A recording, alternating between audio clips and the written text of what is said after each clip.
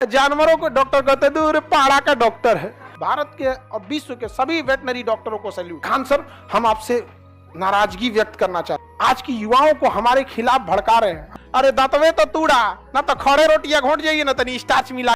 हमारे देश में ऐसी समस्याएं हैं ना, लोग दूसरों का मजाक बहुत उड़ाते हैं। जो एमबीबीएस डॉक्टर है, जो हार्ट का डॉक्टर है, ब्रेन का डॉक्टर, उसकी तो बहुत रिस्पेक्ट करते हैं। जानवरों को डॉक्टर कहते थे, पाड़ा का डॉक्टर है। अजब हाल है। वो वेटनरी डॉक्टर है, वो एक बहुत ही महान काम कर रहा है। उसे पता है कि जिसका यह इलाज कर रहा है वो पैसा रुपया जानता ही नहीं है। जिस जानवर का इलाज कर रहा है पैसा नहीं दे सकता है। वो डॉक्टर एक डॉक्टरी पेशा के साथ वेटनरी डॉक्टर एक बहुत महान काम कर रहा है। भारत के और विश्व के सभी वेटनरी डॉक्टरों को सैल्यूट कि आप उनका इलाज कर रहे हैं जिन्हें पता ही नहीं कि आप डॉक्टर हैं। आप उसके लिए भला, यहां आदमी किसी को 2 रोटी खिला देता है तो सोचता है कि हमारा नाम ले, वो बेचारे उनका इलाज करते हैं। तो भारत में ना वेटनरी डॉक्टर में बहुत कम लोग जाना चाहते हैं। सबको एम्स में जाएंगे, इधर जाएंगे, बड़ा वेटनरी जल्दी बनना नहीं चाहते, जबकि भारत में बहुत जरूरत है वेटनरी डॉक्टरों का। हर गांव में एक वेटनरी सर्जन होना चाहिए। हर गांव में वेटनरी सर्जन नहीं, उस गांव में कैसे अपने पशुओं को रख दिया, किसके भरोसे? यहाँ पर केवल नेतागिरी में है कि चुनाव में जानवर सबका भी अहमियत बढ़ जाता है, वरना उन बेचारों की जिंदगी देखिए कितनी खराब। तो एक वेटनरी डॉक्टर वहां होना चाहिए, बहुत जरूरी है। वहां गांव में पशु, ऐसे हजारों पशु प्रतिदिन मरते हैं कि गांव के आदमी को पता ही नहीं कि खाना खाना छोड़ दिया, कहेगा एकदम टाइट हो गया ये, अरे बेचारा 10 दिन में मरेगा जानवर। छोटा सा प्रॉब्लम था, छोटा सा, उसका ब्लड भी नहीं निकलता। जो ऑपरेशन करेगा ना, हल्का सा चमड़ा चीरने में ब्लड निकलेगा। रूमल तो खाली जगह होता है, निकाल के हाथ से ऐसे ऑपरेशन करके कर देता है, तुरंत सही हो जाता है। तो ये गाय भैंस में ये ज्यादा समस्या। गवर्नमेंट को इस सबसे मतलब थोड़ी है। गवर्नमेंट को मतलब कब रहता है? जब ये गाय भैंस भी वोट डालने जाते तो लंपी का तुरंत वैक्सीन निकल जाता है, जैसे कोरोना का निकला था। लेकिन क्या कीजिएगा, गाय का वोट नहीं ना होता है। गाय भैंस जानवर वोट नहीं डालते हैं सर।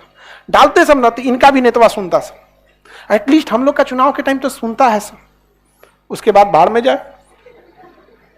नहीं समझ, हमसे एक तो मिल गए थे छुट्टी में, कह रहे थे खान सर हम आपसे नाराजगी व्यक्त करना चाहते हैं। कर दीजिए, दीर्घ उत्तरी व्यक्त कीजिए। कि आप आज की युवाओं को हमारे खिलाफ भड़का रहे हैं। हम नहीं भड़का रहे, आपकी हकीकत बता रहे हैं। हमने कभी भड़काया आप लोग को? आगे बढ़े, बताइए। हम आजकल हम लोग पढ़ लिख लिया, अब कोई जरूरत नहीं है किसी को किसी भड़काने बिना। कौन पड़ाका है दिवाली का भड़काएंगे हम। तो ध्यान दीजिए, स्टार्च क्या होता है, चोकर, उस समय तो टाइलिन बहुत ज्यादा जरूरी है। तो भोजन में आप लोग जब मैदा खा जाइए, ऐसे टाइलिन की कुछ खास जरूरत नहीं है, क्योंकि उसमें स्टार्च तो बहुत कम है। तो स्टार्च की मात्रा का होना जरूरी रहता है भोजन में। वो पानी को एब्जॉर्ब करता है, आपके शरीर में पानी का रहना जरूरी है। मैदा पानी उतना नहीं सोख पाएगा जितना आटा, और आटा से ज्यादा पानी सोखेगा उसका चोकर। उसका जो चोकर होता है, स्टार्च बड़ा जबरदस्त पानी सोख लेता है। चोकर में देखिएगा ना, पानी खूब अच्छा से सोख लेगा। तो बताइए, जो पाचन की क्रिया चालू होती है वो आहार नाल के किस जगह से शुरू हो जाता है? मुख गुहा। मुख गुहा में क्या जीभ पाचन का काम करता है? नहीं। दांत पाचन का करेगा। अरे दांतवे तो तूड़ा ना, तो खड़े रोटियां घोट जाइए ना, तनी स्टार्च मिला के पचेगा। अरे उसको पहले कूचिएगा, तब ना कूच के उसमें 3-4 बार पलटना मारिएगा उसमें जीभ से। कभी कभी पकड़ा जाता है गलती से, जीभ भी कभी कभी गलती से पकड़ा जाता है। इसीलिए कहा जाता है जीवन में किसी के ऊपर 100% भरोसा मत कीजिएगा, क्योंकि अपना ही दांत कभी कभी जीभ को काट देता है। तो 100% किसी पे आंख बंद करके भरोसा नहीं। और आप लोग तो बहुत कम में भरोसा कीजिएगा, लड़की लोग खास करके खचरा सब पे। आगे बढ़े। लाइसोजाइम का काम कीटाणुओं को मार, म्यूलिन का काम छिपछिपा, डाइस्टेज और टाइलिन का काम स्टार्च का पाचन। किसका पाचन? स्टार्च का पाचन। किसी को कोई दिक्कत नहीं ना? आगे बढ़े। अब खाने को मुंह से अब हम नीचे ले जाते हैं, ऑयसोफेगस में। किसमें? ऑयसोफेगस में। यह है ऑयसोफेगस, इसे हम कहते हैं ग्रास नली। क्या कहेंगे? ग्रास नली, ऑयसोफेगस, ऑयसोफेगस, ग्रास नली। तो भोजन अब कहां जाएगा? ग्रास नली में। ग्रास नली में किसी भी तरह का पाचन नहीं होता, इसमें भोजन को बस नीचे ले जाया जाता है। और ये नली जो होती है ना, एक सीधी नहीं होती है, ये फूलती पचकते रहती है ऐसे। ये नली क्या होगी, पचकते फूलते रहेगी, ऑटोमेटिक होगी। जैसे खाना जाएगा ना, थोड़ा पचकेगा फिर फूलेगा, ऐसे पचकेगा फिर फूलेगा, पचकेगा फूलेगा। इसको कहते हैं क्रमानुकुचन। क्या कहेंगे, क्रमानु। इसमें पाचन की क्रिया नहीं होती। अच्छा, अगर एकदम नली की तरह रहता तो ढब ढब आवाज करता, खाना खाते, पानी पीते ढक ढक ढक ढक ढक, समझ में गया, गिरने लगता है। पहले छत पे का पानी पाइप से नीचे गिरता है, वैसा नहीं, तो इसलिए कभी रोक देता है, इसे थोड़ा थोड़ा करके ले जाता, नहीं तो आवाज करता आदमी। ऐसे दूध वगैरह पीता तो भड़ भड़ भड़ बड़ा आवाज करता है, नहीं तो सीधे चल जाता है यहाँ पे। अब इसमें गिरता है यहाँ पे तो आवाज करने लगता है यहाँ पे, समझ में। तो उसको सिस्टमेटिक ढंग से ले जाता है उसको। तो पाचन की क्रिया कहाँ नहीं होती है, तो आहार नाल का एक हिस्सा है ग्रास नली, जिसमें पाचन नहीं हो, पाचन उसमें नहीं होता। किसी को कोई दिक्कत नहीं ना। पाचन की क्रिया कहां से चालू होती है, कहां से चालू होगी, मुख गुहा से चालू होती है।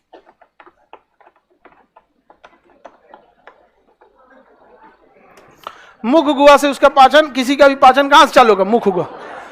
मुख गुहा में जीभ पाचन का काम नहीं किया, दांत पाचन की काम किया, दांत पड़ा दिए हैं। लार ग्रंथि पाचन का काम करती है, पैरोटिड, सब मैंडिबुलर, सब लिंगुअल।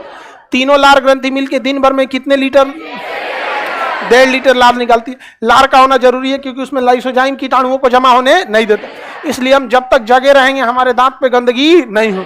जैसे हम सो जाएंगे लाइसोजाइम बनना बंद हो जाए, दांत के ऊपर क्या हो जाएगी, गंदगी जम जाएगी। तो आपको क्या करना पड़ेगा, ब्रश करना पड़ेगा। समझ में आ गया कि नहीं आएगा, तो ब्रश ठीक ठाक से करना चाहिए। खैर लड़कों का ब्रश तो झाड़ू हो जाता है इससे, असल में पगला सब क्या करेगा, सब ब्रशवा को दतवा से दाब लेगा, बटिया तो हाँ दाब को इसे झाड़ू कर देगा वहां पर। आगे बढ़े, किसी को अब खाना कहाँ गया, ग्रास नली से अमाशय, ग्रास नली से कहाँ गया, अमाशय। तो अब खाना को ले आते हैं अमाशय से। ये हो गया आपका मुख गुहा, मुख गुहा से ये ग्रास नली। अमाशय बड़ा बना देते हैं क्योंकि अभी तो समझाना हमको क्या है, अमाशय है। अमाशय में खाना गया। अमाशय को हम लोग कहते हैं अमाशय, अमाशय होता है स्टोमक। स्टोमक में खाना कहाँ गया, स्टोमक, अमाशय में चला गया। देखिए अमाशय में 3 हिस्से होते हैं। अमाशय में कितने हिस्से, 3। ऐसे कोई दीवार नहीं बनी होती है, बट पहले हिस्सा को हम लोग कहते हैं कार्डियक। क्या कहते हैं, कार्डियक, फंडिक, पाइलोरी। कितने हिस्से, 3। कार्डियक, फंडिक और पाइलोरी। कितने हिस्सा, 3। शुरुआती हिस्सा कार्डियक, बीच का फंड और साइड का पाइलोरी। कार्डियक का मतलब होता है दिल, हृदय। तो शुरुआती हिस्सा दिल के पास पाया जाता है। पहला हिस्सा कहां पाया जाएगा, दिल, तो उसे हम लोग क्या कहेंगे, कार्डियक। शुरुआती हिस्सा कार्डियक, उसके बाद फंडिक, उसके बाद पाइलोरी। Cardiac, fundic, pylori.